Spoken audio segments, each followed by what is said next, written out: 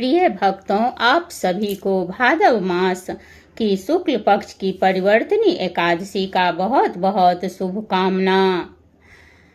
श्री गणेश जी महाराज की जय, माँ सरस्वती की जय। जय श्री राधे, जय जय श्री राधे श्याम। भगवान विष्णु, माता लक्ष्मी, माता एकादशी आपके जीवन में सदा सुख शांति यश कीर्ति बनाए रखें।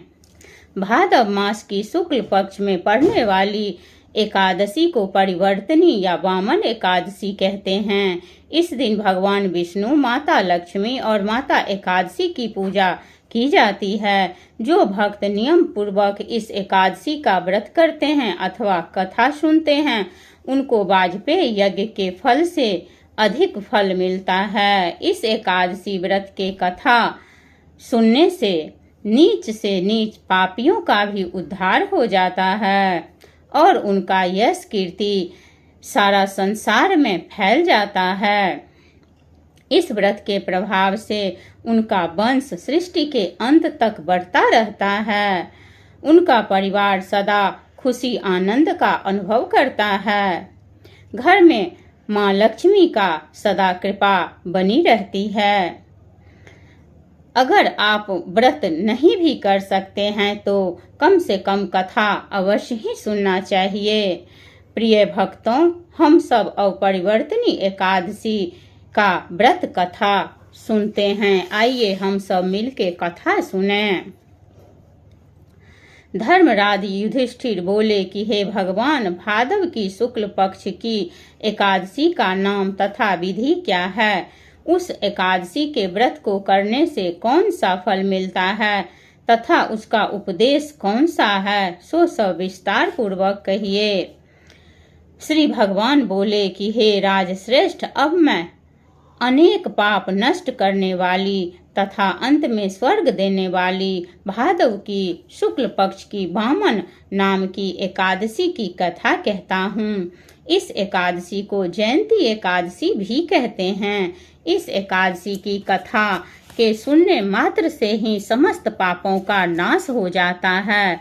इस एकादशी के व्रत का फल वाजपेय यज्ञ के फल से भी अधिक है। इस जयंती एकादशी की कथा से नीच पापियों का उद्धार हो जाता है। यदि कोई धर्म पारायण मनुष्य एकादशी के दिन मेरी पूजा करता है तो मैं उसे संसार की पूजा का फल देता हूँ। जो मनुष्य मेरी पूजा करता है उसे मेरे लोक की प्राप्ति होती है। इसमें किंचित मात्र भी संदेह नहीं है। जो मनुष्य इस एकादशी के दिन श्री वामन भगवान की पूजा करता है वह तीनों देवता अर्थात ब्रह्मा, विष्णु, महेश की पूजा करता है। जो मनुष्य इस एकादशी का व्रत करते हैं उन्हें इस संसार में कुछ भी करना शेष नहीं रहता। एकादशी के दिन श्री विष्णु भगवान करवट बदलते हैं, इसीलिए इसे परिवर्तनी एकादशी भी कहते हैं। इस पर श्री युधिष्ठिर बोले कि हे भगवान, आपके वचनों को सुनकर मुझे महान संदेह हो रहा है कि आप किस प्रकार सोते तथा करवट बदलते हैं।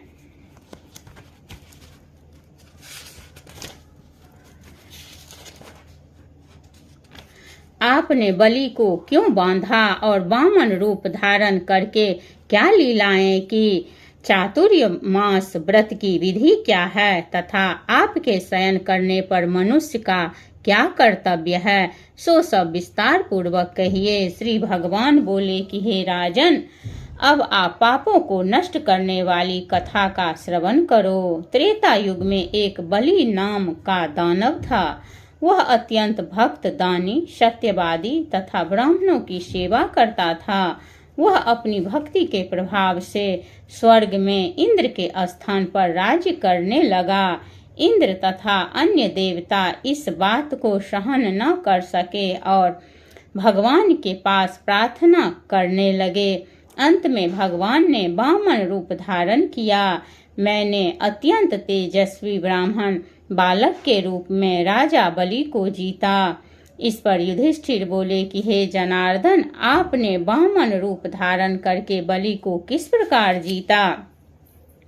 सो विस्तार पूर्वक समझाइए। श्री कृष्ण भगवान बोले कि हे राजन, मैंने वामन का रूप धारण करके राजा बलि से याचना की कि हे राजन, तुम 3 पैर भूमि दे दो, इससे तुम्हारे लिए 3 लोक दान का फल प्राप्त होगा।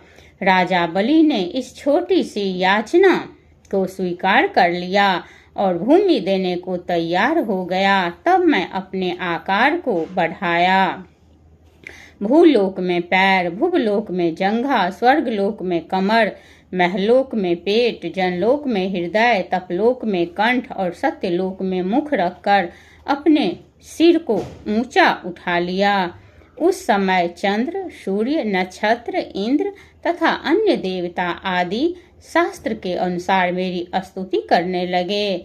उस समय राजा बलि का मैंने हाथ पकड़ा और पूछा कि हे राजन, अब मैं तीसरा पैर कहाँ रखूंगा।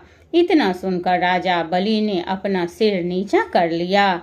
उस पर मैंने अपना तीसरा पैर रख दिया और वह भक्त दानव पाताल को चला गया। तब मैंने उसे अत्यंत विनीत पाया तो मैंने उससे कहा कि हे बलि, मैं सदैव तुम्हारे पास ही रहूंगा।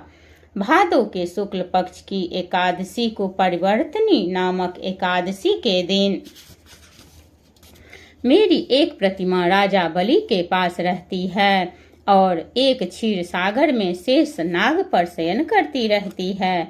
इस एकादशी को विष्णु भगवान सोते हुए करवट बदलते हैं। इस दिन त्रिलोकी के नाथ श्री विष्णु भगवान की पूजा की जाती है। इसमें चावल और दही सहित रूपा का दान किया जाता है। इस दिन रात्रि को जागरण करना चाहिए। इस प्रकार व्रत करने से मनुष्य का समस्त पापों से मुक्ति होकर स्वर्गलोक को जाते हैं। द्वादशी के दिन जो मनुष्य व्रत रखते हैं उसको द्वादशी के दिन भगवान विष्णु को दही भात का भोग लगाना चाहिए और तुलसी पत्र लेकर खुद भी अन्न ग्रहण करना चाहिए।